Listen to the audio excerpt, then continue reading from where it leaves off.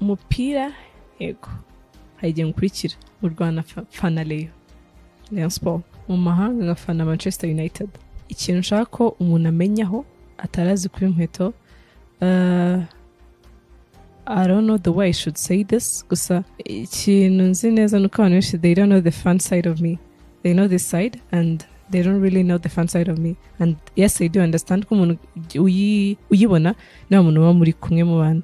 Umupira yego hari igihe nkurikira mu Rwanda fana Rayon Sport, mu mahanga ngafana Manchester United. Ikintu nshaka ko umuntu amenyaho atarazi kuri MUHETO, I don't know the way I should say this, gusa ikintu nzi neza nuko abantu benshi they don't know the fun side of me.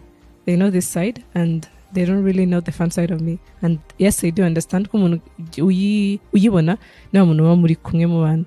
Umupira yego hari igihe nkurikira mu Rwanda fana Rayon Sport, mu mahanga ngafana Manchester United.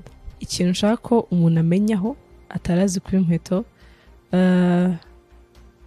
I don't know the way I should say this, gusa ikintu nzi neza nuko abantu benshi they don't know the fun side of me.